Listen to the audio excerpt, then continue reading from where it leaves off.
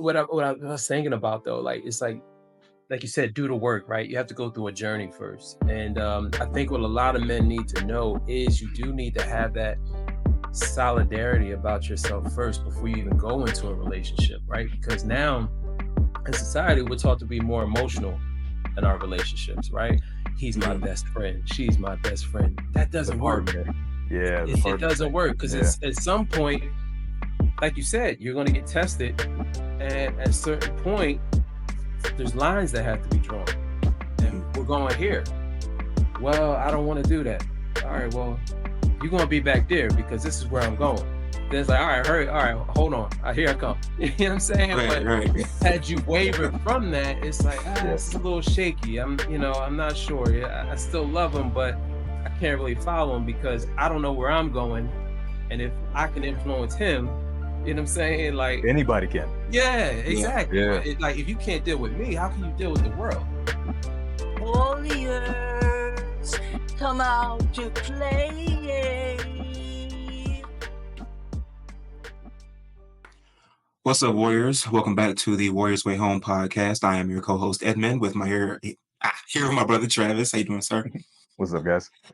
And we have a special guest with us today. We have another brother from the circle, somebody who we consider to be a pillar within our collective community. And we are not somebody or a group of people who are being able to meet within the state that we're always in, but we're able to tap into each other just all around the world. And we are very blessed to have this man a part of our collective. I want to introduce Will Lane. How you doing, sir? I'm doing amazing, brothers. Thank you for having me Yeah. on. Straight in from Thailand. Yes, sir. How was your trip? Oh, trip was amazing, bro. It's Thailand is like the best combination of people. Like you're greeted like this, right? Everybody Mhm. honors everybody, right? So that Okay. does something for you, just that, right? But you look at the culture of food, you look at the cost of living, what you could do over there for, almost nothing. Like Right. we would get massages like sometimes twice a day, $10 for an hour. I mean, great massages, like Thai massages. So Right. I can't say enough about it, man. It was epic. Man. Absolutely. Yeah. Every time I talk to this man, he's on his way somewhere else. With I'll call him and he's in the airport, or I'll call I'm on my way to Thailand. That's the last time I talked to you, and I was like, oh, just casually, I'm on my way to another country, and I love that. I love to be around well-traveled brothers because you get the understanding of life isn't just where you are. There's different types of life and different perspectives that you can get just from around the corner, but definitely on the other side of the planet. And that experience is so valuable. Absolutely. Yeah, it's more about for me, it's more about learning and expansion than anything Mhm. else. Like you figure you talk to somebody that may have grew up in your town, right? That person never left the town. And you Never talk to left their somebody, block. yeah, never left the Right. block, right? And then you talk to the other guy who's spent some time on the East Coast, or they used to live in Shanghai or something like that. It's just totally Mhm. two different conversations. So for Mhm. me, it's Yeah. all about the expansion of my mindset. Is what I Yeah, get from travel. absolutely, man. Did you since this is, martial arts podcast, did you see check out any fights while you're out there? I did. Yep. Yeah, I did go Oh to a Muay man. Thai fight. That was really good. I don't know much about Muay Thai, so we Mhm. did I was telling Edmund, we got trained in Muay Thai, Mhm. and then in the evening we went to a actual fight. So yeah, that Nice. was really good. Actually, it's funny. Me and my lady fell asleep in the audience because of the time difference, and we had been training Muay Thai. And the Right. heat. Exhausted. Yeah, Right. we wound up falling asleep. We was on TV. It was being televised, and I'm like, man, we was probably both and we had good seats. We probably Yeah. both Right. Snot bubbles and everything. exactly, exactly. But no, it was good. It was really entertaining. Oh man, awesome. Well, since we are all parts of the circles, man, there is two questions that we gotta ask. Will, who are you and where are you going? Who am I? Where am I going? I love it, man. So who I am, it depends on what day you ask me. But I tell a lot of people, Mike, my whole drive is to do things that scare me to death, right? Master them, and then show other people how I did it. Hmm. That's kind of what defines me. I feel like Mhm. because for a lot of my life, I had a really tough time putting myself in a box. I'm not one that likes to use labels a lot or or anything like that. So that when I tell people that, that always makes me feel good. That resonates in me. Whereas if Mhm, I'm this, I'm this. Now I got something to defend, right? Mhm. Like it's like when we create an identity. Now, if you say something that goes against my identity, I have something to defend.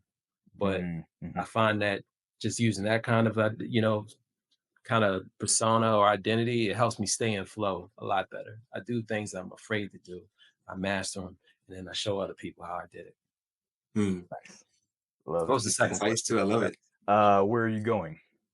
Where am I going? Man, where I'm going is and I guess where the hesitation is so many facets of life, right? Where am I going in Mhm, my relationship? Where am I going as a man? Where am I going as in terms of my career? But I think every man wants to be remembered for, things that he's built, things that he's taught, and people that he's provided something for. mhm. So in my mind, that's my goal to get to that type of person that is revered like that. Nice. Love it, man. Love it. So for Man. those who don't know, it's a common thing in the circle, is like first ask who you are, where you're going. The reason we ask that is because a lot of times we as men, we as people can end up kind of finding ourselves drifting through life when we don't know who we are, where we haven't figured out, what our purpose is, what drives us, what our why is, as Edmund and I say a lot. And where you're going. If you don't know who you are, you're definitely not going to know where you're going. Mhm. So it's one of those things that those two pieces in life kind of leads you down the path where you at the end of your life you don't look up and wonder where all the time went, what did I actually do with all the time that I was here, and did I waste it, type deal. So Mhm. yeah, So kind of in that same spirit, why don't we share ours? 'Cause I don't think we've shared ours on like an interview or anywhere on the channel. We always talk about what our things are together. But mhm. Travis, who are you? Where are you going? Oh, so you can put me on blast first. I see how it goes. Okay. You want to put it? Let's go. So I'm Travis. So I'm here to light up the darkness. My mission in life is to help people not just rebuild their bodies, but rebuild their lives. And my big mission is to help men when they find themselves in some of the darkest times in their life to figure out that there is a light at the end of the tunnel and make it out, Mm. to show them that there is hope. Mm. And where are you going? Ed, where Yes. am I going? Thailand. Right. Where am I going? Oh man, I would say where I'm going is to try and become the most well-rounded man I can be, to leave this world better than I found it. Okay, Edmund, what about you? Who are you? Where are you going? Cool. So I am Edmund. One thing I like to ask when I say who am I like to think of the concept of God made man so that man could become God. Lower G. Just as that part and parcel to the universe, as in the a cup of water is that same ocean just in a smaller form. So if I must be God, I want to be a pragmatic God. I want to be somebody who moves, not having to consider, the identity, but not attaching to that so much, but just the work that I'm sent here to do. And I know that can be a little controversial to some people, but if you let me break it down, I, I like to break it down. Okay, So where am I lay it down. going? Okay. Going in. Don't just say So I like to break it down, and then don't break it down. Break it all the way down so that it's been broken okay. down and everybody knows it is broken. Okay, okay. So we get like Will said, if I let somebody try to put a label on me, then I have something that I have to try to go against automatically because I do have that like rebellious spirit, right? But if as long as I'm not identifying with the shell of who I am and just do the work that I know I'm capable of, I'd rather identify with that. So, what we're doing, I feel like is the great work. We talk about mastery, masculinity, entrepreneurship, and combat, all these facets that we feel like a man needs to have in order to walk his walk and walk in his path. But none of that necessarily has to do with Edmund or Travis or Will. We're just the vessel in which those things need to take place so that we're helping the rest of the world. So when I say that, God made man so that man could become God, it's that immortality, like Will was saying. We want to be remembered for those things, but it's the things that we're doing, not necessarily, oh, I'm great because I did it. And I realized that during our last fast that we just had in the circle, where it wasn't so much about the food, it was about the mindset. And I can be self-righteous, but I need to just I need to take myself out of it and just identify with the righteous action. So that's why I say, you know, it's not me, it's what I'm trying to do. That's important. Gotcha. Okay. And where are you going? It's not me, it's we. It's So we. It's not it's not me, it's we. so where are you going with that? Where are you going? So I have 5 things that I like to say, in my like morning affirmations at where I'm going. Is that piece of it. I help those with disabilities find better quality of life. That's through my actual job, my 9 to 5.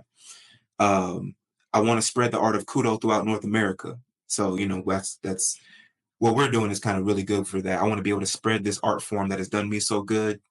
I want to spread that to the rest of at least the US if I can, in any way that I can. Um, I help people find clarity and serenity through audiobooks and guided meditations.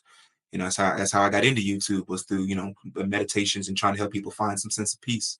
And I really love audiobooks, so that kind of helps with that as well.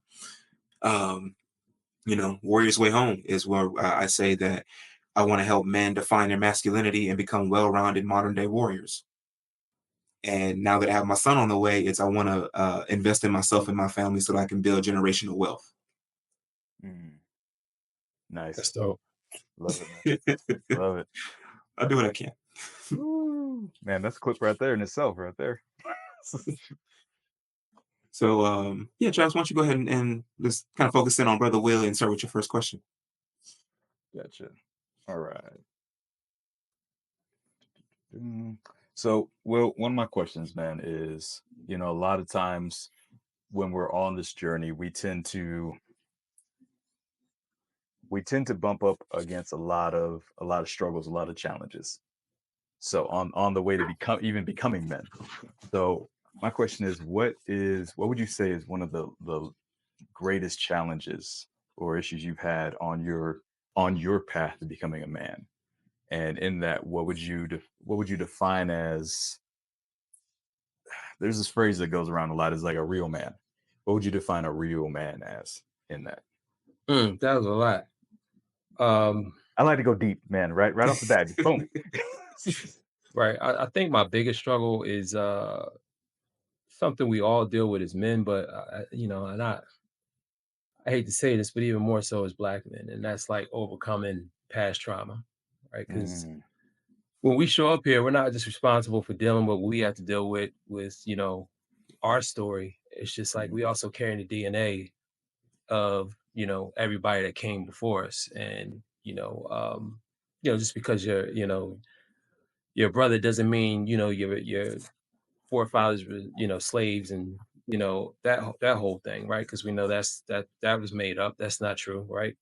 But I think, yeah, overcoming that, being good enough, getting rid of that idea that I'm not good enough. mhm. And what was the second part of that question?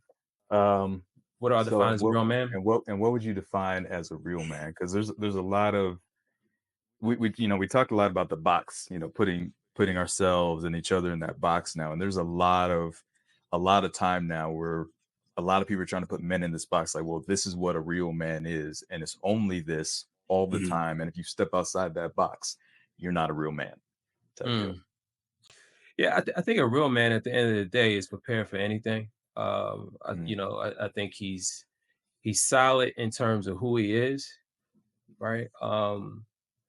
And we talked about not creating an identity or putting us in a box, but there's also a knowingness that you have to have to be, a man, right? It's a mm, knowingness that no matter what shows up, what I say is going to happen is going to happen, and how it's going to turn out is up to me. And to the degree that you don't have that about you, that Mhm. certainty yeah. on who you are and the power that you possess, I think is the degree that identified as a man, a real man, or not so much.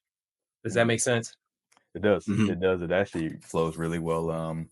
We actually have 8 pillars that we say, if a man builds his life on these 8 pillars, it's based on the 8 virtues of the Bushido.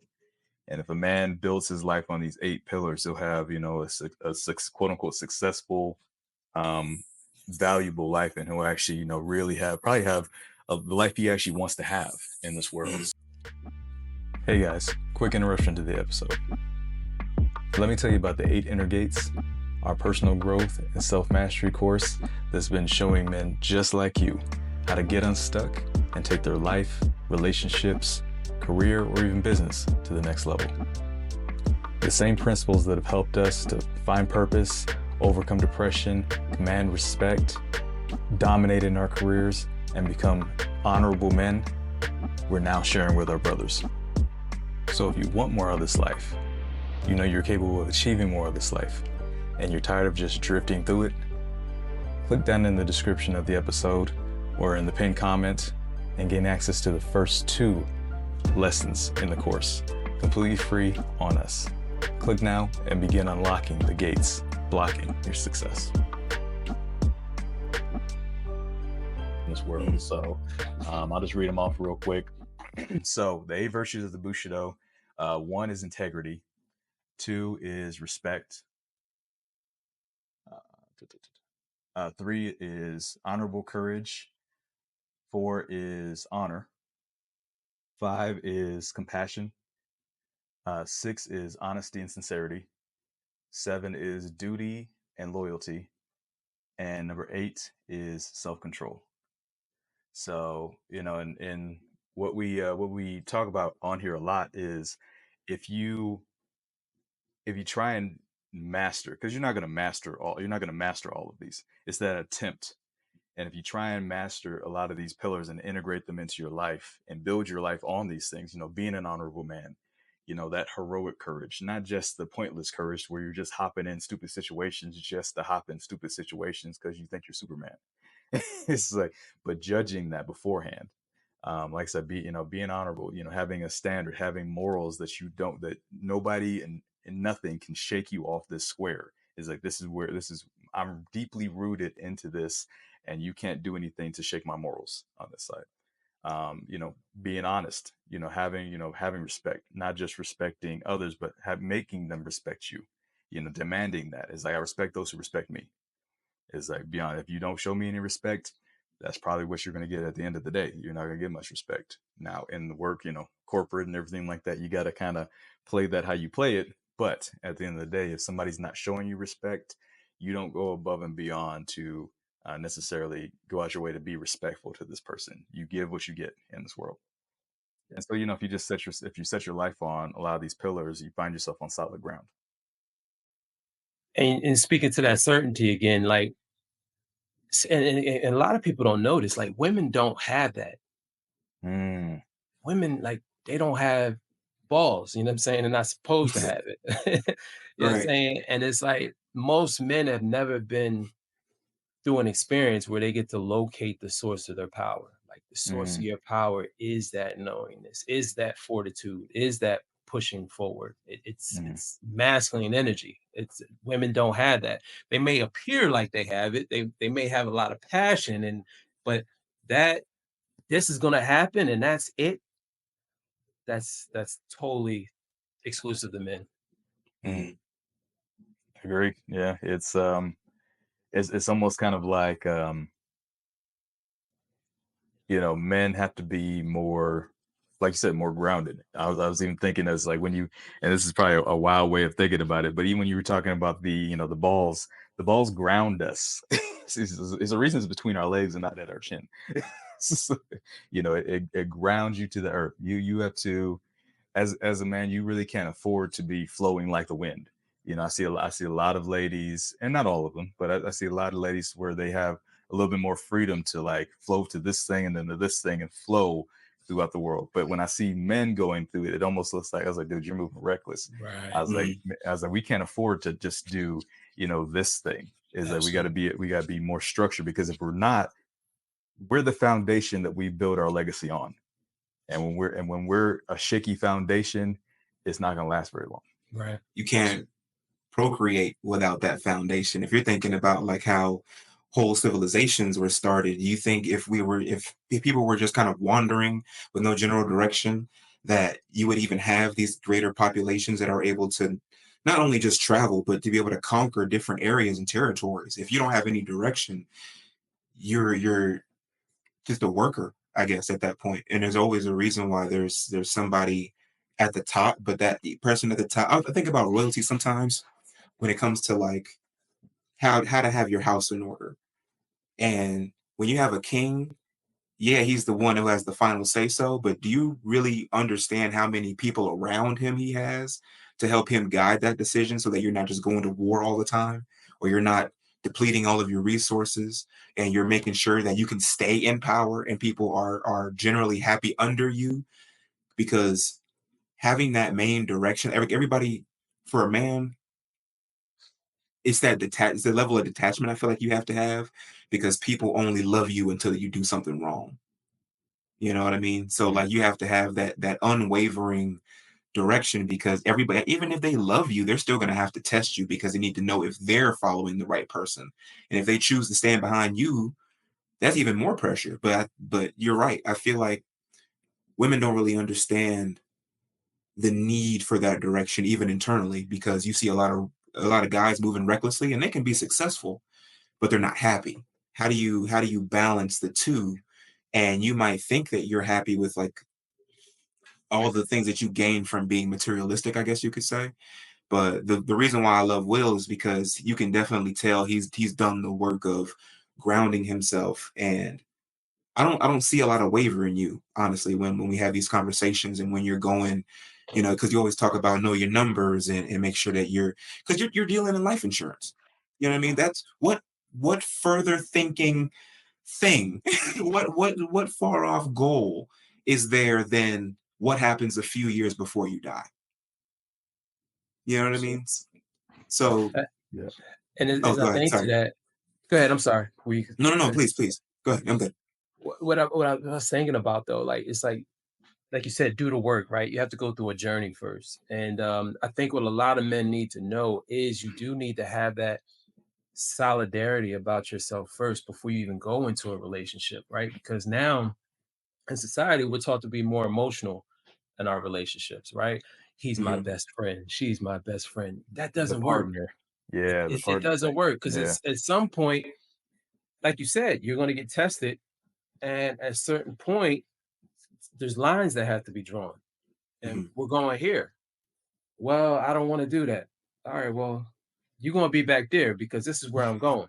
Then it's like, all right, hurry, all right, hold on. Here I come. You know what I'm saying? Right, But right. had you wavered from that, it's like, Yeah. this is a little shaky. I'm not sure. Yeah, I still love him, but I can't really follow him because I don't know where I'm going. And if I can influence him, you know what I'm saying? Like, Anybody can. yeah, Yeah. exactly. But Yeah. like if you can't deal with me, how can you deal with the world? Hmm. Hmm. I think it was Chris Rock that said only women, children, and dogs are loved unconditionally. Men Absolutely. are loved under the condition that they provide something. Absolutely. Hmm. And a Absolutely. lot of times that's providing direction. Yep. Hmm. For sure. So since we did kind of touch on your profession just lightly, because for those who may not know um, who you are as far as like just in the general world, how did you get started as a financial consultant, and what kind of led you to this path to want to be able to help people with life insurance and making sure that they're set up in the long run? Because we often because of whether politics or just our socioeconomic status, or just food shortages, just life in general, Mhm. have that short-sightedness. How do you help people with their long-term goals, and how did you get to this point? Well, starting out, while I'm in this business, my parents divorced when I was 6, right? So, like, I still remember driving to my grandmother's house and me asking them when my dad was coming home, me asking my Mm, mom when's dad coming home, and her turning on the music and saying, "Listen, dad's not coming back home." And understanding in that moment how much different my life was going to be, feeling like my security wasn't there, let alone financially, which I wasn't old enough to understand that aspect of it. But just his presence, right? Mhm. Dad's the baddest man in the world. You know what I'm saying? Boogeyman ain't gonna, nobody could touch me when my dad's around. But now he's not coming back home. What? Like, what are you Right. telling me? So that always instilled in me a sense that like I have to be, I have to make my security like the first thing, like on all facets, right? Always working out, wrestling, in high school, always need to know how to protect myself physically, be strong, and then financially, as I got older. Mhm. And um, in terms of that, like even going to college, like I didn't even really want to go to college. I didn't like school. School wasn't for me. Same. But you know what I'm saying? I was actually gonna go into the service, Right. but my dad was like, "Hey, nah, like we're going to school. We ain't going to the service. You're too smart." So I went. I was like, "Man, I don't even know what I want to do." You know what I'm saying? And it's like, well, I know the only reason I'm going because I want to make money, right? Because I want to be financially secure. So study business.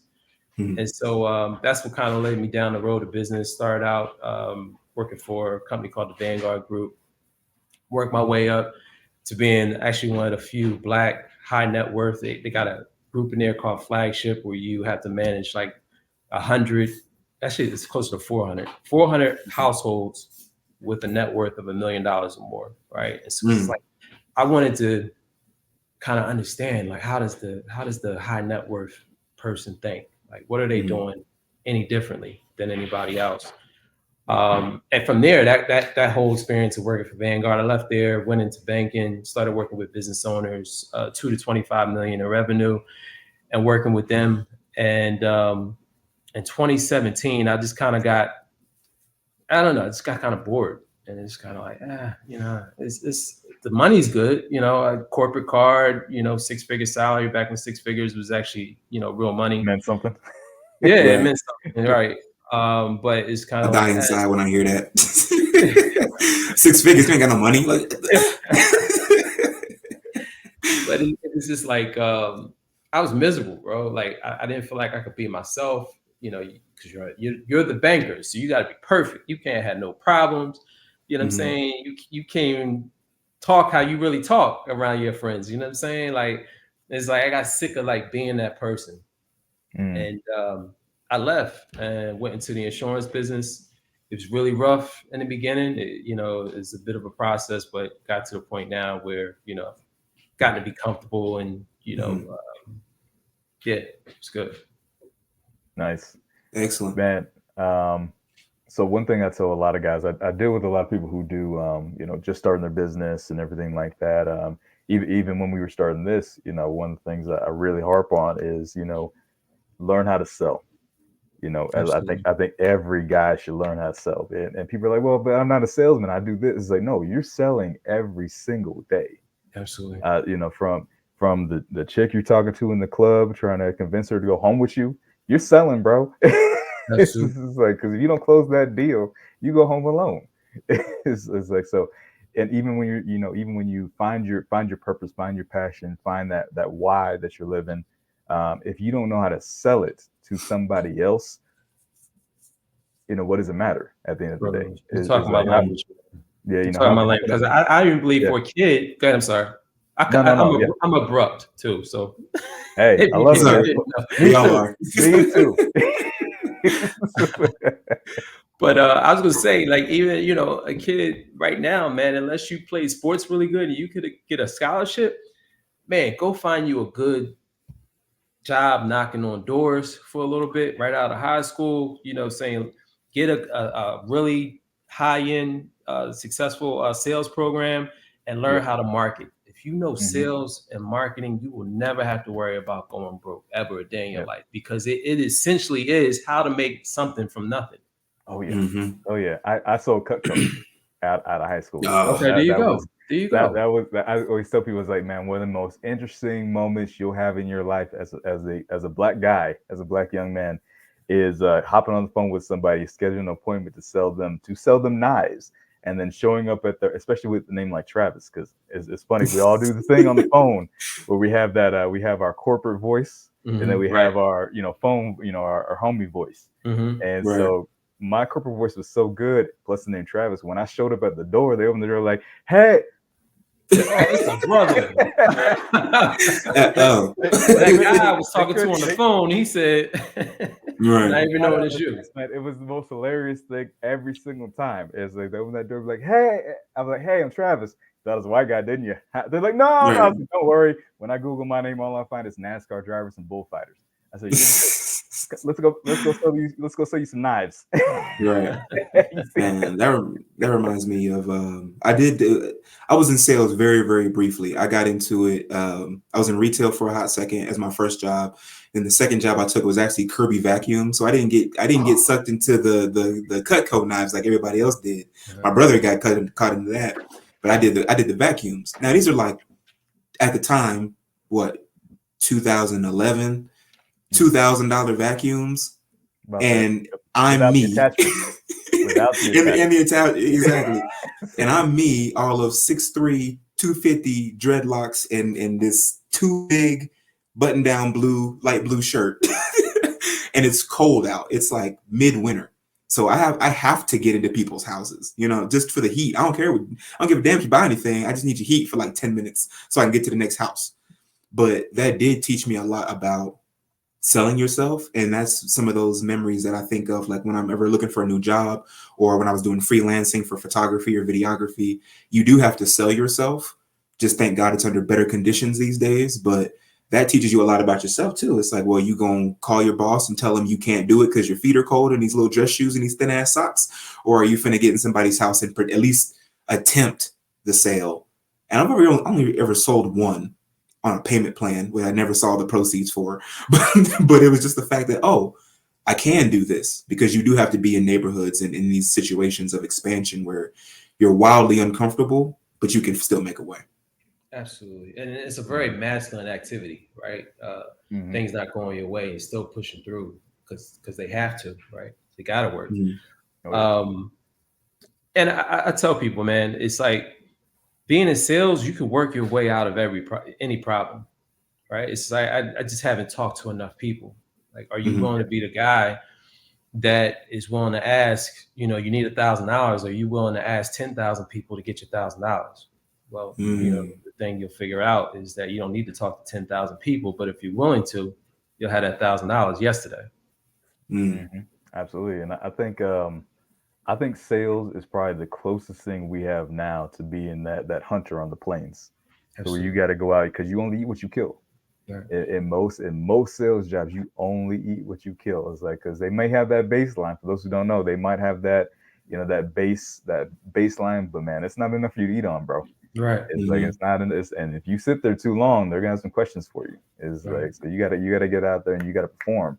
It's like otherwise mommy and daddy ain't eating tonight. Right. It's like, Well, it's one of the few positions, a few like professions where you get paid to work on yourself, right? The more you work Mm. on yourself, the more you'll That make. part. and there's no cap, No cap. Yeah. no cap.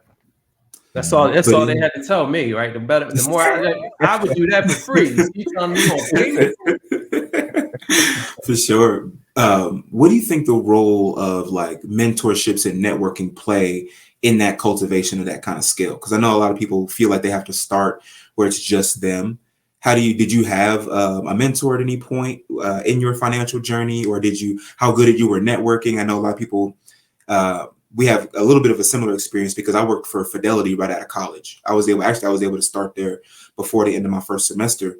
So I got to be in that financial environment, especially somebody who felt like I knew I didn't have control over my money. So I had to talk to people who need to like withdraw from their retirement and stuff like that. But I didn't have a mentor until I left that particular position. Well, did you have anybody like that was set up for you? Absolutely, man. Let me tell you, right? When I was at Vanguard, I wasn't really selling, right? I just had to know what I was talking about and take care of people, right? Answer the Hmm. phone when they call. It wasn't really a sales job. When I got into banking, like I got a desktop computer and a book of names and Mm. make it happen. Right? You need to do this amount of money in loans. You need to do this amount of money in new deposits. You need to do this. You know what I'm saying? Like you had your different categories. You got to refer out to a financial advisor. And I'm like, man, like, all right, what do I say? It's like, well, he hired you, I don't know. You'll figure it out, or you won't be here for 90 days. It was gangster, bro. It was gangster, man. I'm like, is this Hop even to it, like. legal? Is this even legal? You employee get treated like this? And man, make a long story short, I had went through the program. That was about 90 days. So 90 days wasn't really no pressure. And then like once they let you out, then Mhm. it's like the clock starts ticking. Like, what are you doing? Mm, Every Monday you go over the numbers. I was at the bottom every week, man. It was like, and look, and here's the thing, another side note is my mom actually recruited me to the bank. My mom was a banker. And Mm. she kept telling me, look, these kids is making all this money over here. Like, you need to get over here. And mhm. then for the longest, like I was like, nah, but like, somebody keeps wearing on you talking about money. And it's like, I like money. Like, so let me Right. give it a shot. But I'm like, man, I'm at the bottom of this list. Everybody knows my mom because she works for the company. You know what I'm saying? These managers is on the phone talking to me reckless. Like, I don't even I was like, man, isn't this an HR issue? Like, you talking to me like I'm your son. And I got to a point, man. I was like, man, I need to reach out for help. And my man Glenn's still good friends to this day, man. This was like probably I don't know how many years ago, but it was a long time ago. And I was like, man, Glenn, I need your help, man. I know you killing them. Like, I need you to tell me like how you doing this thing. He's like, sure, come over. He was like 23, making like 250 a year, man. Like Ooh. 23, 24. He's a young dude. Mm. And went over there. He sat down with me, spent like an hour and a half with me, man. Showed me everything. I was like, man, I left after that, never had an issue again. You know what I'm saying? So like his mentorship was like everything. And you really do need it. You really need someone to show you like in the beginning it's a word track, right? They use the Mhm. word track until you adopt it to your own personality. But you need to know the things to say. You need to know what motivates people. Most people are uncomfortable talking about money. So how do you get Mhm. them to be comfortable and open up? Well, the first thing is you got to be comfortable with advising them. Like Mhm. when I got into that role, I had the knowledge, but I wasn't comfortable from a sales standpoint telling them what to do and being Mm. assertive with it, right? I'm still a young guy myself, man. You twice my age, you got 10 times more money in your account than I do. Like, what I'm You're asking me. Yeah, yeah, what yeah, experience? exactly. Yeah. But this is something I had to grow into and Yeah. learn how to do. But like once I got it, I got it. Wow. Psychology. It's super. Yeah. It's psychology. It's like not only psychology and how to work with other people, but psychology, your own psychology. Right. How do you move yourself? You know. Mhm. And I think one big piece of that that I would love for you to talk to is you brought it up in Arizona when we were out there for our trip is knowing your numbers. Knowing your numbers, What yeah. what what what does it mean to know your numbers? Numbers are everything, man. Like even as a man, like you need to have key performance indicators on every part of your life. And that's just a fancy word of saying how good or bad am I doing? Right. Hmm. And most of us don't because it's really tough. As a man, you always need to be in a space of expansion, always. Right. Hmm. When you're no longer in expansion, your significant other, your wife, your girlfriend will start to give you problems. Why? Because she wants to use her beauty and sexuality to get the highest payoff that she possibly can get for her and her children. So unless you're in a unless you're what I'm saying, it's like unless Hmm. you're kind of thinking forward and expanding and going somewhere, if you're not doing that, she's kind of dissatisfied. Well, I can use, he's doing this over here where, I start wandering. yeah, I Okay. start on Mhm. there, right? Looking for opportunity is really all it is. It's like, So it's like you got to know your numbers on everything. Like I know down to like, I know how many people I talk to every day. I know the outcomes. I know the appointments. You know what I'm saying? I know how many people I, quote unquote closed, how much revenue I generated. And then I'm always trying to outperform those numbers on a consistent basis. Doesn't mean that, what I'm saying, I don't have bad weeks or, what I'm saying, or maybe two bad weeks, never usually three in a row. Like it's like, because if you're not growing, you're dying. Nothing in the world is, static.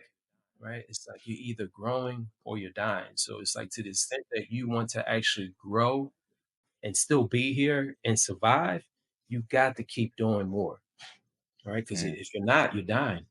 It's, it's absolutely. it's it's it's a hard truth to accept, and it's like, well, no, not really. You know, what I mean, like, oh, I just didn't do it this week, or like, yeah, I Yeah. just been having a couple of bad weeks. Well, tell your excuses to your lady and your kids, and see how they feel about you. Right. You can't eat excuses. You can't. No, Your Right. family can't. Your family can't eat excuses. and it's Um, win, and there's no reason why you can't. mhm, Right?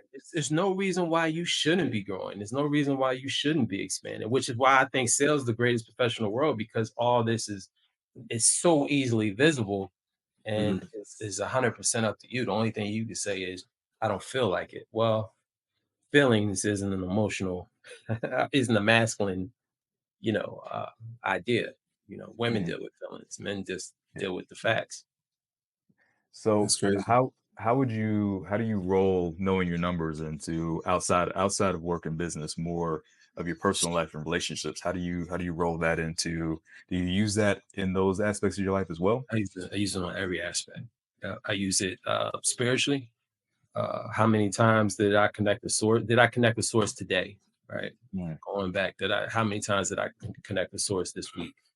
You know what I'm saying? Like, can't go too many days without connecting to source, especially in this world, the way it is right Yeah. now. Like you need to tap in, right? mm, Power, physically, that I go to the gym every day.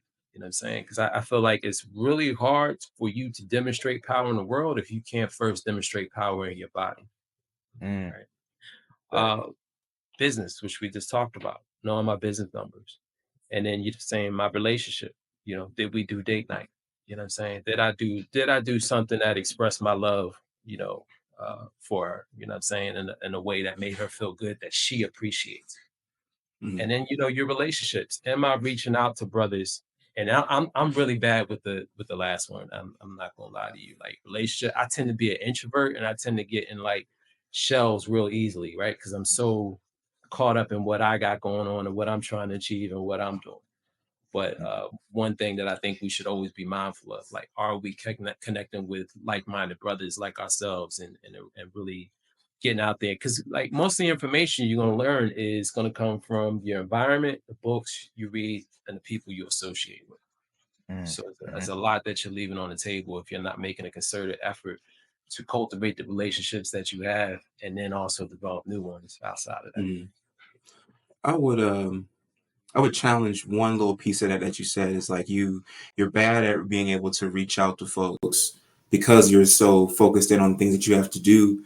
But honestly, what I'm realizing the more and more that we go through things like the circle and the meetings and whatnot when we can meet in person, is that we kind of need to do that because we are in that circle of expansion, but we're all going in different directions constantly. But when we come together, hey, this is what I found over here in the mountains. This is what I found when I went over to Thailand. This is what I got when I, came out of my mentorship, and now I can share that with everybody. You have more value to produce. But if you're just sitting around talking to brothers all day, which is that's what we would love to do. I would love if we had like what a compound or something we could just go and see each other every day, but we need to be out in the world because we need to be able to come back and get the thing that you didn't get when you went this way and I went that way. Right, right. Nah, so that's good. that's called a Yeah. monastery. That's a good They point. have those. Yes. Yeah. You see where So my head's at. if you want to go with a monastery, I'm sure we can have a conversation with wifey and let her know, like, hey, Evan's gonna be gone for a little while. He wants to be a All monk. right. Baby, give me 2 months. I promise you, I have the world figured out. And it's like I heard one time, like we're all kings on top of our mountains, right? And we're ruling our kingdom. But every now and then you come down to the bottom of your mountain and you meet the other kings at the bottom of the mountain. Y'all mastermind and Mhm. share things, and then y'all go back up to the top of the mountain. So y'all can For keep Mm, sure. building. And that's the way it there you should go. be, I think. We need to have that level of discipline where we can just, even if I'm just popping in and I kind of want to go back to one quick thing that you had said previously is that the mentorship that you had with your friend was only about an hour and a half. I think some of us think that mentorship has to be the process of mentorship has to be lifelong, but you could spend 15 minutes with somebody and get something that will put you, years ahead of the game just because you sat down and had that 15-minute conversation.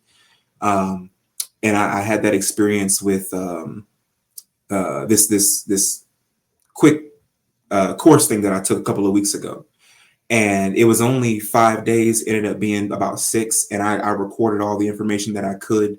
And then I just kept thinking about, how could this help Travis? How could this help, Harvey? How could this help Soul? And how could this help whoever else? Because it's like, I do have that opportunity to come back and be like, look what I learned through this mentorship that didn't cost me that much. And now I get to give it away for free. You know what I mean? And I think we get more value out of that. In the shorter, you have to pay attention. Travis likes to say, you pay more attention when you have to pay something for it. When you pay, But yeah, when you pay attention. And it's true, but it doesn't have to stop with you. It can go with everybody else at the same time, I think. Absolutely. That's a good point. Yeah. Mhm. So you mentioned when we were talking, you mentioned you and your lady went to Thailand. Um, one thing we're starting to dig into, because it's an important topic, is relationships. Edmund's married. You're in a relationship. I'm a single guy rolling around out here, just a squirrel trying to get a nut. Just fun. I saw you But on Third Street the other day. I didn't want to say nothing, but hey, it's supposed to be on the internet, sir. You mind your business. And it was 8th Street. Thank you very much. Oh. Get it right. It's like those flashing massage part. No, I'm not even gonna get into all that. But no, one part of I get to get a little personal. One part of my life that I'm really, and I was actually talking to Soul, another member of the Power Circle, for those who don't know about this recently, is that recently it's become very apparent to me that I'm heading more towards that helpmate part of my life, where it's like I get to the point where I'm like, okay, I could actually really use a relationship now. Not one of those things like, man, I want one. I'm lonely. I want a girl, or it's like I just want to go have some fun. It's like I've done that part of things, but now it's like I'm actually seeing now in my life to where having that help me, having a woman in life, how it could add into my life now. How have you? What's been your experience with relationships, and what is there like a big lesson that you've learned up to this point in dealing with relationships that maybe you could talk to the guys about? Into any particular aspect, or you I just know it's saying kind in of a general? broad question. Just in general? Yeah, just in general, like the difference between chasing, I don't know if you did this, chasing women, going after women, having relationships that didn't have necessarily maybe a bigger overall meaning to it. Because I know you're a man on a mission now, so I'm making probably a really easy assumption that any woman you bring in your life at this point is going to be a part of that mission, is going to be adding to your life, is going to be adding to that mission now.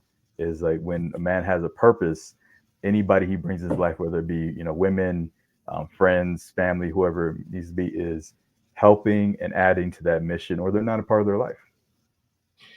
Yeah, I mean, I'll be totally transparent with you, man. So I love women. I'm like, Mm-hmm. I like. It was a struggle for me for a long period of my life to stay in a long-term relationship and not kind of, you know, my eyes start to Wander. wander. Yeah. Right. Uh, Yeah. and I think it's a little bit different for me. Like most brothers don't like the chase.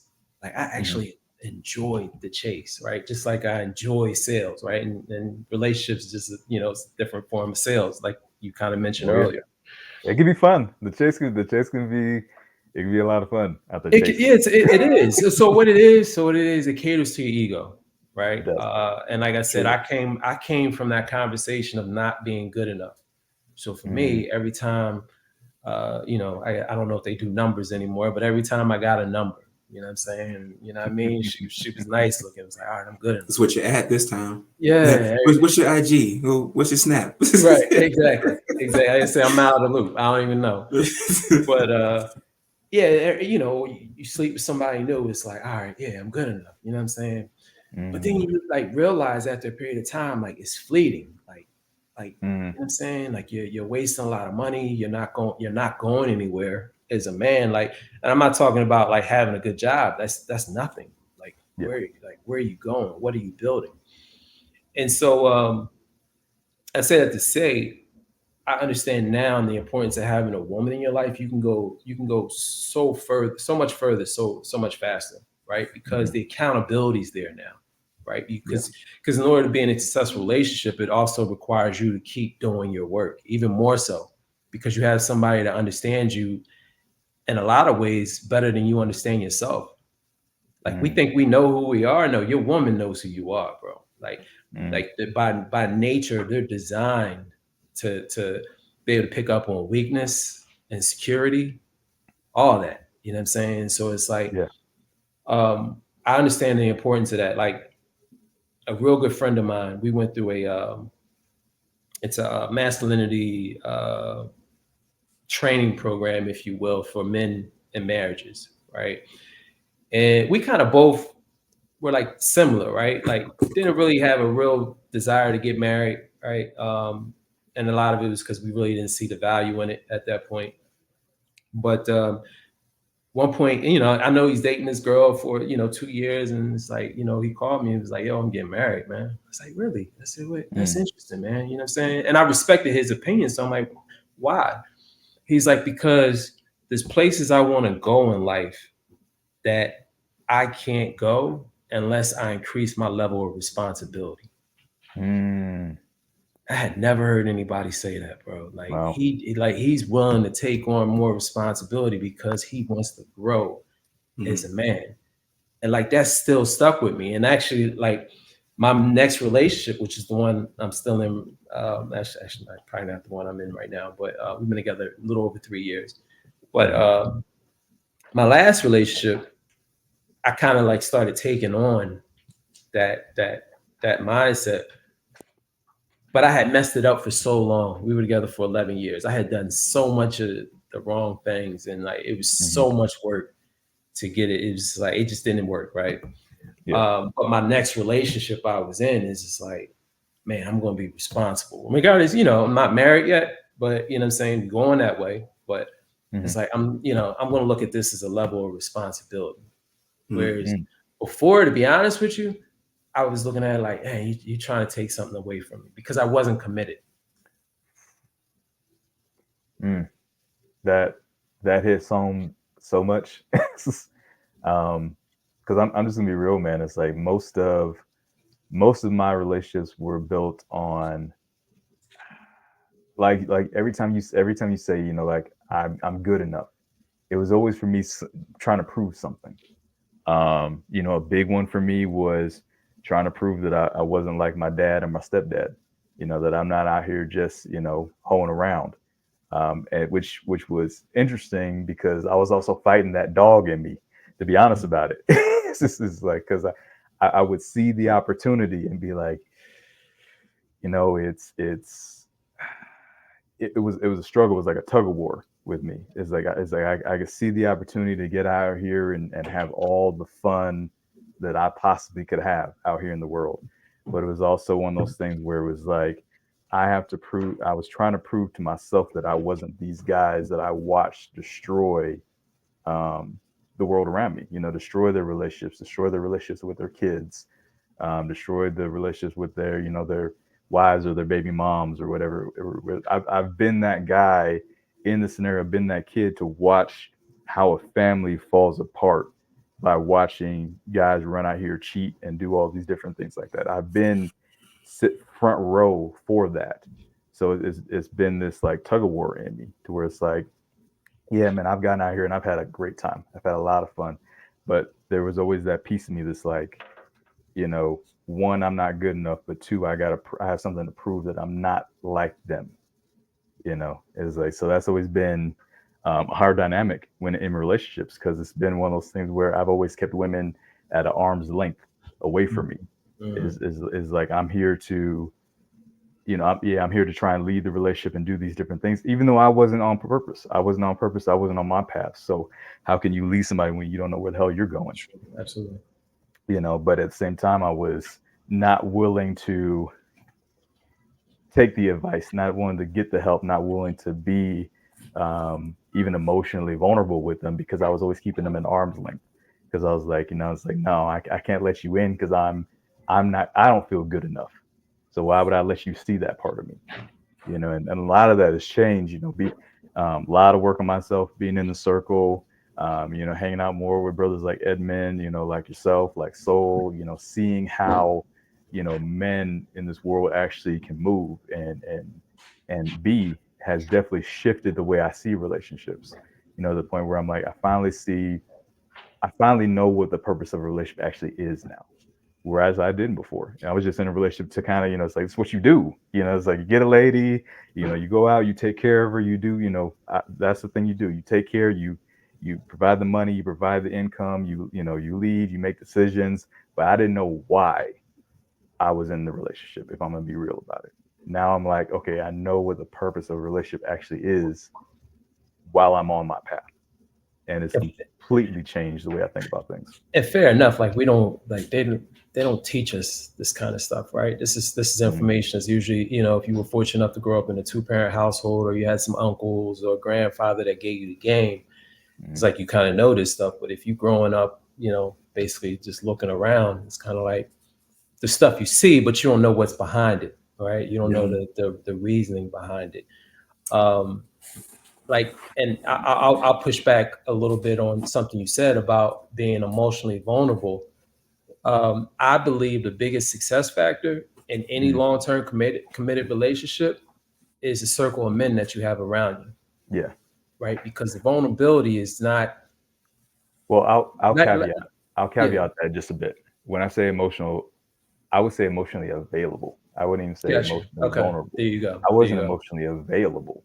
Because they're training us a lot on being vulnerable and talking about your feelings. And women want that. Why? Because it better helps them weed out your weaknesses and whether they want to deal with your weaknesses. Right. Yeah. But it's just like, life as a man is war. You know what I'm saying? Especially as a black man. Women aren't equipped for war. So they don't understand the language. They don't understand the things that come with that. Right. Only men understand that. So it's like, I can't talk to you about war. I need to take this to my circle of men. The war council. Yeah. Because if I'm Superman, I got to be Superman. To the extent that I'm not Superman is her confidence, or lack thereof, and my ability to lead and provide and take care of her and kill the monster. Yeah. This is a rare opportunity I'm feeling right now. So it's rare that I'm the one that's on at what would be perceived as the end goal, let's say, when it comes to relationships. Travis is single, Will's in a longer term, because until my wife, 2 years was my cap. We've been together almost 10 years now. So I know what that feels like to be in that midpoint of, what's the next step we finna take. I'm having a great time, but what is the next step for us, as a unit? And then I'm married, and I've been married for a couple of years now, about 3 years now.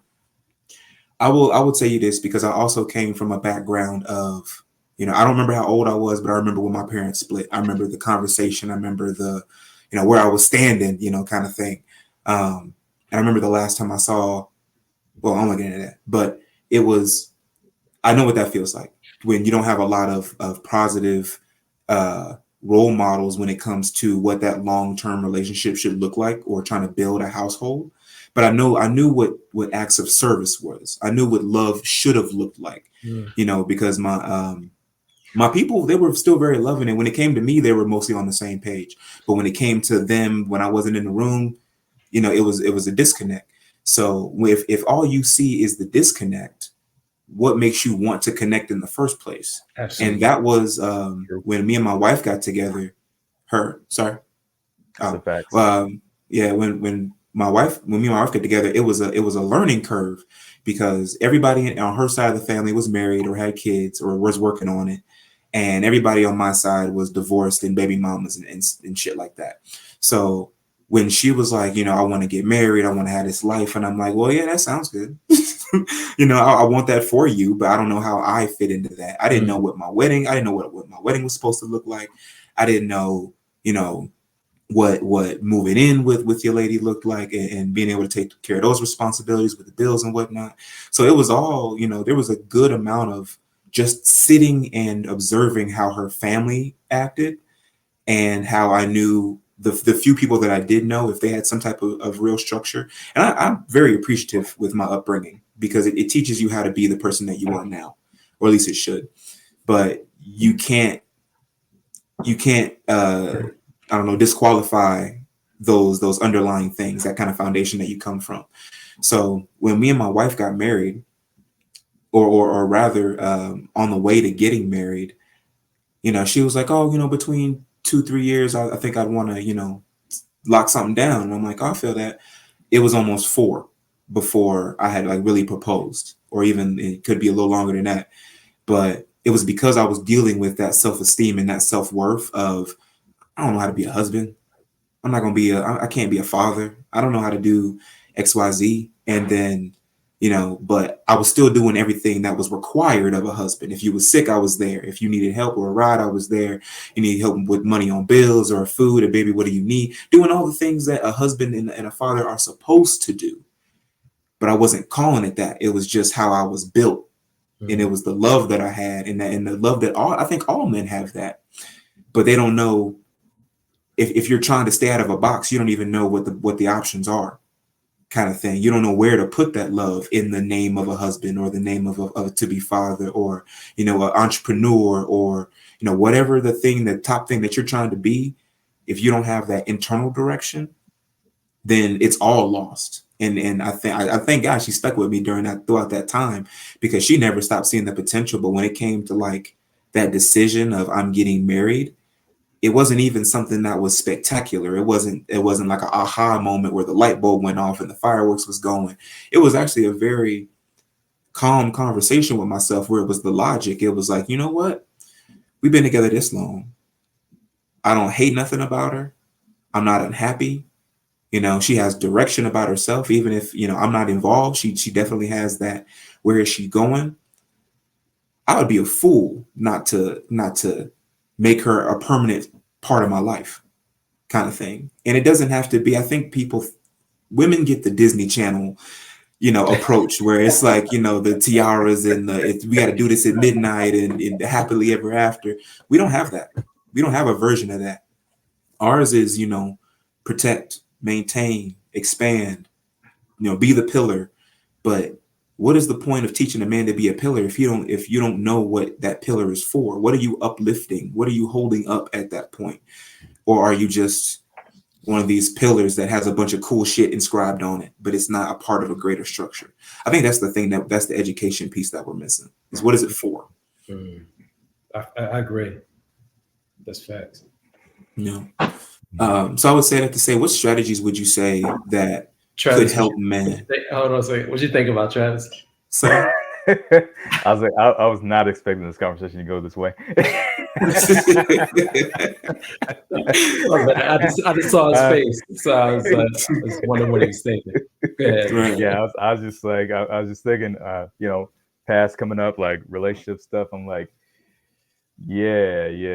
This shit gets deep, man. And I think a lot of guys go through it and they don't hear conversations like this. Like, I've never heard a conversation like this. For the longest time, about guys just being real, be like, bro, I really, even, and all the time I was dating, I didn't even know what the fuck it meant to be a man, let alone what it meant to be a man in a relationship. Absolutely. I was like, I was dealing with them. It's like, dude, I've never seen it work. I've never seen it work. It's like I've seen relationships. I've seen marriages, and the marriages I have seen that people are still in are ones I don't want. And I think I was telling Soul this. I was like, it's ones that I was like, if I was in that relationship, it would not be working. But Travis, like, to your point, that's like dynamic. It didn't work with my own mom and dad. Like, you know what I'm saying? Like, all my homies I grew up with, nobody had a dad in the household. Like, maybe one out of like 20 of us. Like, for what? It doesn't work, And then kind of like, Edmund, to your point, what is it for? Then you start learning, like, I saw no endpoint. There was no conclusion, or there was no ultimate goal everybody in the house was shooting for. So it feels like everybody's just kind of going off for their own mission, kind of thing. And I think I know a man is supposed to do that. He at minimum, he needs to let everybody else know what he got going on so they don't get in the way of that. And so that they can continue to, well, he has to support them anyway. So if, as long as they know where you're going, I think they will help at least give that. I lost it. But you know what I'm saying? It's like, it's an overall thing. It's an But overall, I think you said Absolutely. something key though. You yeah. have to know. They have to know where you're going, but that means you have to know where you have to know where you're going first. Hmm. Is like, so that's been my big thing, that my push that I've been pushing a lot lately is, guys, why be, to be in a relationship and not know where you're going with your life, to not know what your purpose is, to not know, what's driving you, it's not going to work. Absolutely. Hmm. It's like it's going, you're heading on a path of destruction. There's nothing, And nothing for her to plug into. I realized that when we were talking, is like, just thinking back on relationships, I've dealt with some really good women, but at the same time, it's like, because I wasn't on my purpose, is like they were just something pretty to look at the end of the day. Hmm. Is like I had nothing for them. I didn't know where I was going. Is like, yet I'm trying to lead us. Is like, I'm gonna lead us right off a fucking cliff. Is all that's gonna happen. Is like, and that's usually what ended up happening. Is like, it would either come to an end or I would end it, because I didn't see a point to it, because I didn't know where I was going. I was like, I was doing things. I was out here, training and, working at the gym and doing these different things like that, being really successful at it. But I couldn't, if you asked me, I couldn't tell you where I was going, what the end game was for me in my life. So how am I gonna build anything with you if I don't know where I'm going? But let me ask you this, and I'm asking both of you, because this question just kind of popped into my head. I think we may have mentioned it months and months and months ago. But at what point do you think a young man, let's say, he's just jumping into the dating scene at 18 or whatever age? I'm sure it's a nightmare out there now. But for those in this era that we feel like are just kind of, these on these apps and scrolling, and they can just kind of pick whatever they want, kind of flavor of the day kind of situation.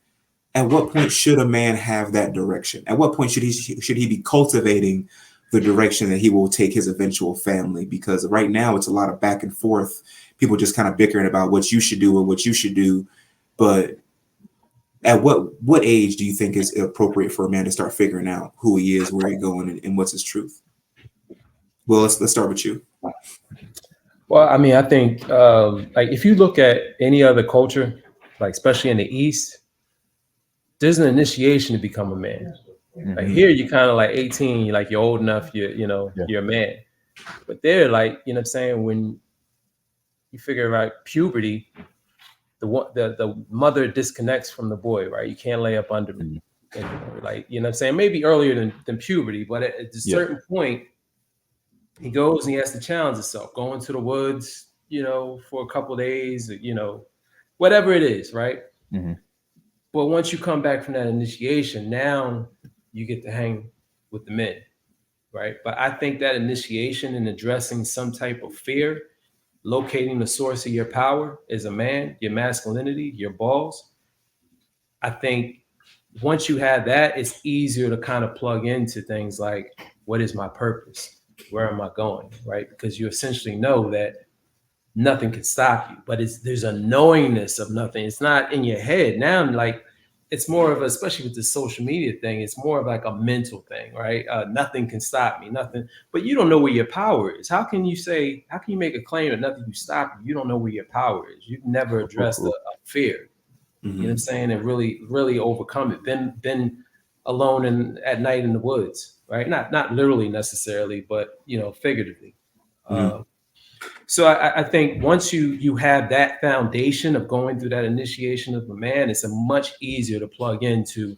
All right, what is my purpose? Where am I going? Because now you got a battery Hmm. inside of that purpose driving you. Does that make sense? Absolutely. Hmm. It's like the Dark Night of the Soul, but in a puberty version, or at that point where, because my point of that was when I started boxing.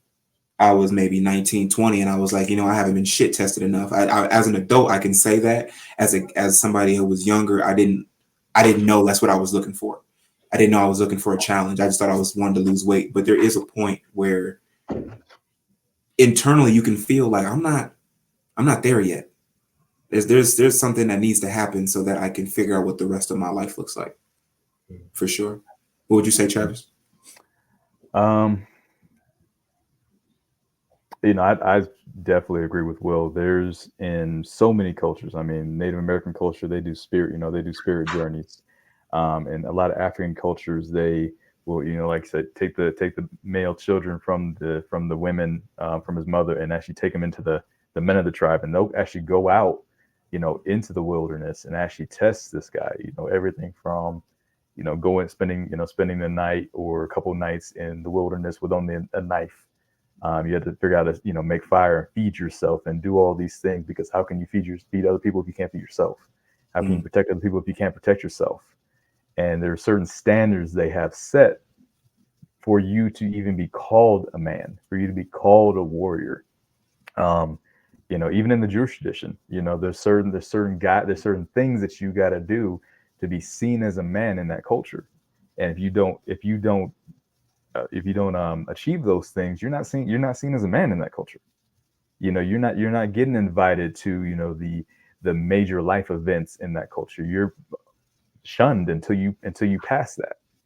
I can't say that we have that. So I think that's a big thing that's missing, which is a big part of what you and I talk about with this channel, is having some kind of piece of that, to where guys um, are challenged and actually have to actually become. We have to become men. Women, as soon as they hit puberty and their period starts, they're considered women, because biologically they become women. We have There's something to really show there, for it, man. yeah, there's a lot less of that point, than our voices changing, squeaky voices, balls dropping, all that other stuff. It's like, but there's not like a major change in most guys, because to be honest, man, it's like up until probably my mid 20s, I was like, I don't know what it means to be a man. If I'm gonna be real about it, I'm still figuring it out, because that's not one of those things. The only guidance I got on that was watching that. Okay, men provide.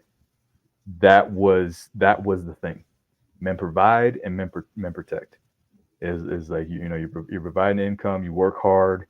You do what you got to do to provide for your family, and you make sure that if somebody runs the bottom, that you handle fucking business. Those are the only two things that I got growing up, and I grasped onto it as hard as I fucking could, and I try to build myself up off of that. And uh, I'm gonna be real. I came up short in a lot of ways. I came up short Mm, in a lot of ways because of that.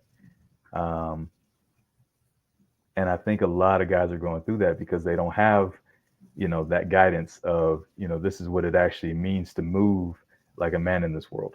These are the standards we set. These are the morals that you should have as a man. This is how we speak. This is how we act. This is how our family moves. These are our family values. We don't. I can't say that we have that anymore. So I think basing when you become a man off of age, I don't think is even a thing anymore. To be honest with you, if you don't have that baseline, if you don't have that set morals, or meet somebody, or actually, I would say before a guy even thinks about any kind of relationship with any women. I mean, you can date and do all these little things if you want to, but taking something seriously, I think you got to figure out who you are first, first mm, and from jump. Especially if a guy grew up without having a dad, or some male figure in his life or something like that. You have to do that first. Otherwise, you're going to go out here and destroy a lot of. You're going to destroy a lot of the world. You're going to destroy a lot of women. A lot of women and family and children are getting damaged because a lot of guys are out here moving and making families and starting relationships and doing these different things, but not knowing who the fuck they are. And I think it's destroying a lot of people. So that's my biggest thing. I think we have to be.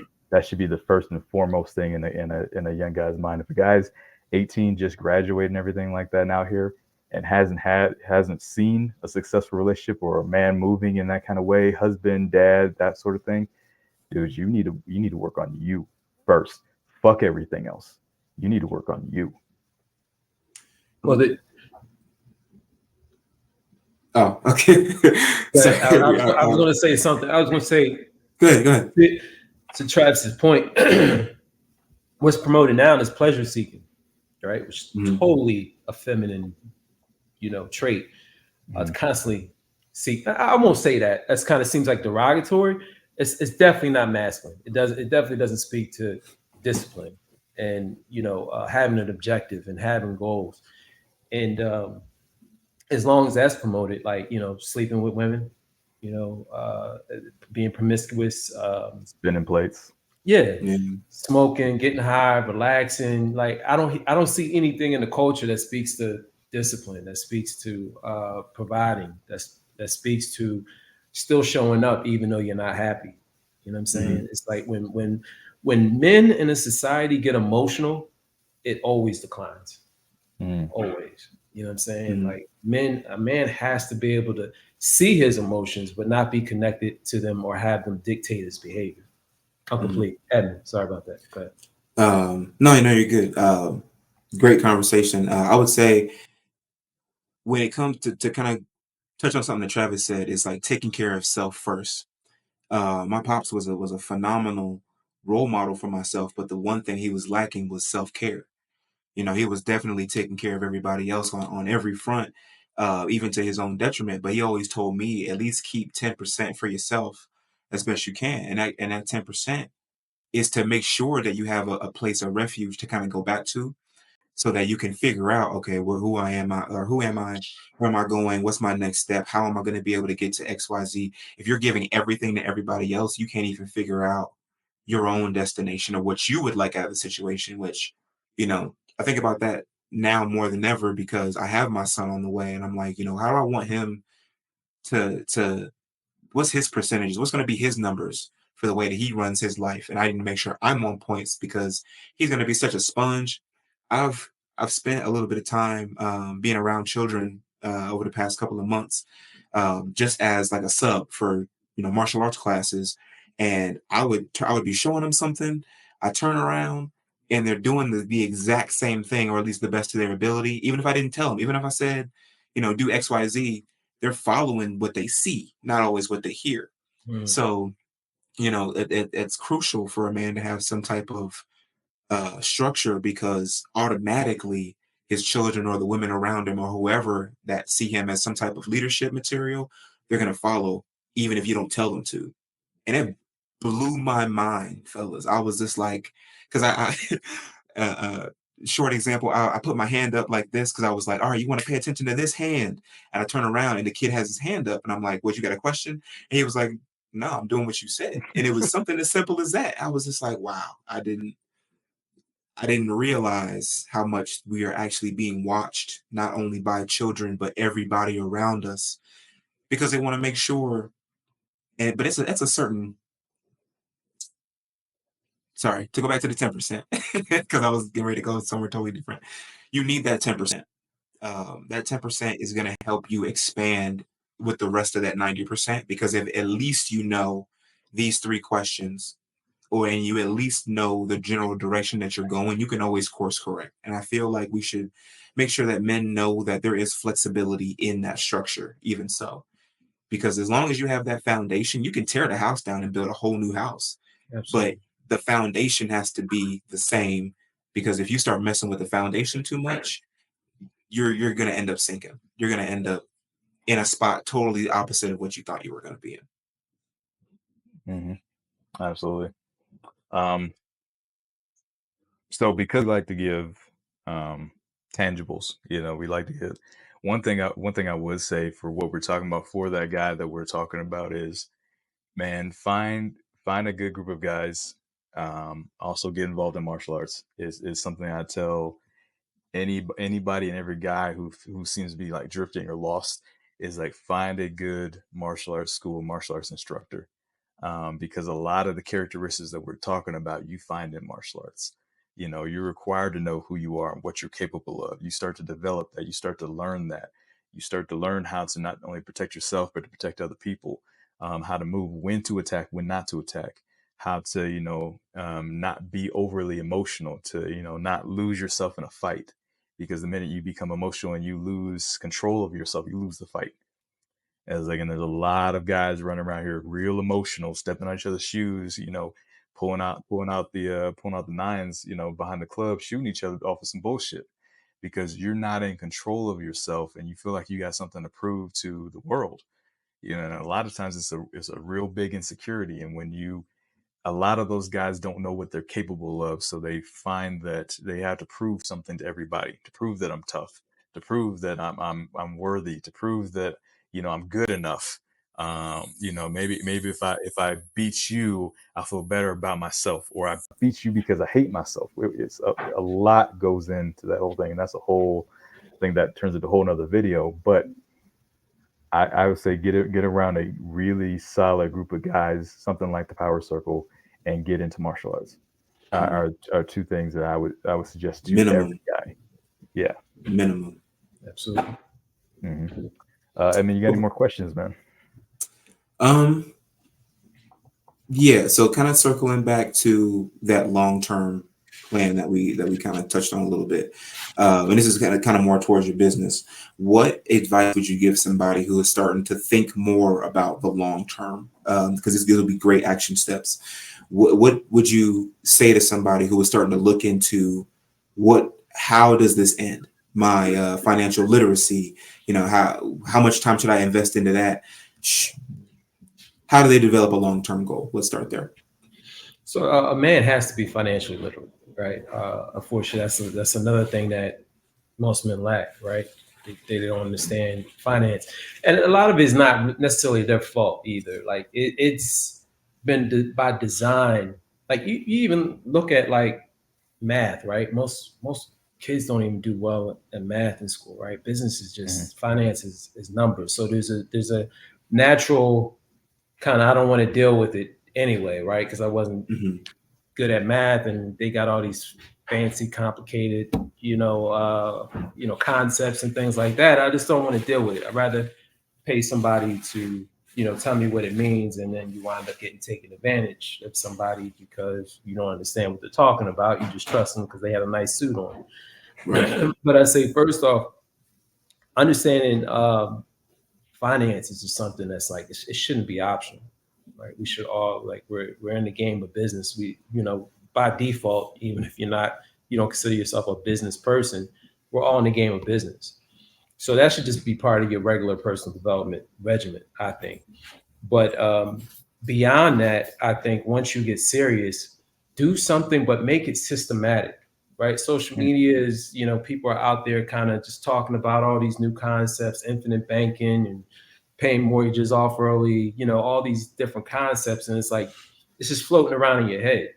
And it's Hmm. like, do it. But a lot of us are emotionally attached to our money.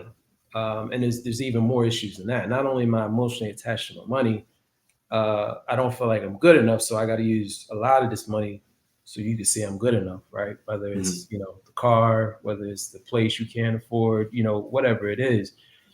But when you make a decision to do something systematic, right now you kind of take your emotions out of it. It's this money is going to go to wherever it's going to go to, regardless of how you feel or what vacation you feel like you got to take, or whatever is driving you. And then once you get something going systematic and you can start to see the power of compounding, like Einstein said, the eighth wonder of the world is compound interest, right? Understanding how more hmm money makes more money. And, 2 grand turns into 15 grand, 15 grand turns into 30 grand. And before you know it, you're off to the races. And now it's like, man, this really does work. And because you've made it a habit and it was something that happened regardless of how you felt about it, now it's like easier to buy in and say, you know what? I was only doing 250 a month. I'm going to bump that up to 500 because I seen what that little 250 did for me in a couple of years. I'm going to go ahead and bump it up. So that's Hmm. the first thing I would say is do something systematic. Hmm. For Are there sure. any resources or books that you suggest? One I use suggest to guys when they're just getting started on this is The Richest Man in Babylon. Richest Man, yeah, that's a great book. I don't read well with parables, but yeah, it's definitely a classic. It's definitely one of those books that people should, definitely read. I think, to me, Rich Dad Poor Dad, I haven't Mm-hmm. found anything that Yep. comes close to that. Just in terms of understanding how money works and the way you have to identify yourself as an investor or a business person, or self-employed, or employee. Yeah, I would say, for me, Rich Dad Poor Dad. Nice. Awesome. That's funny. My dad gave me that book when I was super young, and I'm like, I don't need this shit. So, but I think it's funny now because I see where I could have been when I finally did crack it open and got used to putting myself in those. Because I think authors can still count as those people that you have around you that are Absolutely. influential. You know what I'm saying? Because it's like you get to sit down with their personal thoughts, even without having never met that person. But if I would have looked at that a little bit sooner, I think it would have changed things. Now that I'm like collecting finance books, or not just finance, but just literature overall, to get those, to activate those different parts of my brain to kind of come together. Reading is very important. Definitely financial literacy is great. I would just say like Think and Grow Rich, I think, is by Napoleon Hill. Would definitely be a good read as well, because it gets you in that mindset of you can make money doing anything, but it's like what's the tangibles, what's that act of service or that good that will help people satisfy what they're looking for in a world that will never leave you satisfied, and then just being able to kind of tap into that, play into that. Right. I think probably the most underrated aspect of financial literacy is personal development. Like, especially in our community, most of our financial problems have nothing to do with finance. It has to do with emotions and trauma. Like, again, like spending money that doesn't make sense logically to your financial future, and that, but that emotional driver is causing us to make the wrong decisions, right? Causing us to drive a car we really can't afford, causing us to wear clothes we really can't afford. Like, if we just do the opposite of that, like if you look at other communities, they laugh. It's like, like, we know they don't have no money. Like, why are they doing this? And Because they gave it to us. Yeah, they take advantage of it. Like, I got this thing with hip hop. Like, bro, if you look at it, hip hop is really just a commercial for the people that run it. Like, if you go back to my era, like Run DMC was like the first big rap group, right? Big Chain, right? Adidas. Adidas. My Adidas. Yeah, who owns these companies, right? You don't own Adidas, but it's my Adidas. But even deeper than that, and we're gonna speak around it because we don't want to get. You get where I'm going, Evan? Like, I got you. Yeah, all these people are related. You know what I'm saying? It's like, hey, look, I got a jewelry store. Hey, put him in a chain. So all his friends will want to come to see us. All our guys that sell jewelry. Put him in this sweatsuit because my homie owns Adidas. The liquor company, the brand, the car. Yeah, we tried to talk about this before with that one little comment that we got where we were like, man, this is all WWE, and like they thought we were disrespecting hip hop, but like, no, we're just saying that we get it. Like, it's a show, because like where else do people get into some type of argument and they got to sing their way out of it? Like, come on now. I think we use you never see two country singers having beef. Right. You never. I think you mentioned you never. It's like, when's the last time you saw two opera singers beefing? It's like, fucking. Right. But this is what we learned about money, right? I mean, money means my car. To have money means, champagne. I'm on the phone with cash. This is what we think money is. Right. And it's like, then when we can't hold on to it, it's like, what I mean? I don't get it. Forget about it. So they're talking about, this is my block when you don't own anything on the block. You don't own You own a nothing piece of on the the block. If sidewalk. you're talking about it's my block, this is my hood. You don't own anything in the hood. Nothing. You don't own Right. anything on the block. You don't control you don't control how the money comes in. You don't control how the money goes out. You don't control any of that. What you're talking about is mine. It's like Right. you don't Right. own shit though. Right. It's like we don't talk about ownership at Right. all. At Right. all. I mean, think about how many, how many hip hop artists talk about how much money they make, yet how many schools have these guys built? Exactly. How, Well, you know, how I got a We theory. get into it now, but They're yeah. not allowed to. mm, Oh, for Yeah, sure. they're not allowed For to sure. do anything productive with that money. The minute you look at how Kanye started talking and how many problems he started running into once he mhm. started talking like a way that even look at Meek Mill. Like when Meek Yeah. Mill started talking about prison reform, now all of a sudden, he's got problems and he's out of the mix, and you know what I'm Prison for him, saying? buying land, Yeah. ownership. You He don't ever started. see, Yeah, I think he started talking about insurance and how the wealthy use insurance to keep making money, and how they have insurance on their family members, and how it goes into a trust and all these different things like that. But you don't see that video of him talking about that. right, You right, I've know, only the, they, I seen. I just happened to roll up on that just randomly. right. Yeah, I it's not, saw a clip of a. Oh, sorry. Go ahead. no. I'm just kind of reiterating. No, I was gonna say something similar to that. I've seen the last person I thought would be talking about life insurance policies was Waka Flocka Flame. He was talking about like how you dump money into a life insurance policy, then you can borrow against it and all this stuff. And I was just like, who taught you this? But because I came from that world a little bit, I was like, oh no, he's got somebody back there giving him game. And even if you never see the source of that information, the fact that it came through him, and that's why I say it's not about me, it's we. Because if somebody would just share, if you spent $50,000 to go to a seminar and you gave it to your people for free, they're not going to understand the value of it. But the fact that you was even willing to give it, I think, is more important than what they do with it. Is what I'm trying to wrap my head around, because I chose to do something with the knowledge that I attain. I can't make somebody else do it. Right. But as long Absolutely. as I'm saying something, and I have the opportunity to do so, because like we say, these big rappers and such, they might be boxed in. They might not have that opportunity. So they gotta find a way. But they gotta do it on the sly, which is unfortunate because they have the most attention.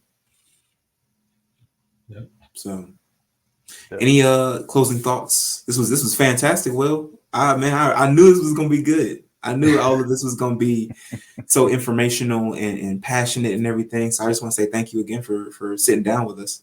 Absolutely, man. Again, I told y'all this off camera, but I want to, tell you on camera that, man, I really just, man, want to acknowledge you, brothers, for bringing something positive to the community. And yeah, it's much needed, right? These conversations aren't commonplace, right? Usually, if Mm. it's a group of us, it's some form of ignorance.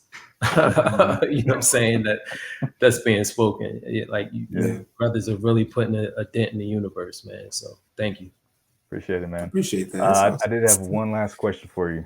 Well, if you knew that tomorrow you're going to walk into, let's say, eternity, we'll call it, because we wish you a long life, leave all of your information behind. Any books that you're working on, any videos that you've made, any podcasts you've been on, this would be wiped away, and you could only leave one message behind you to last for eternity.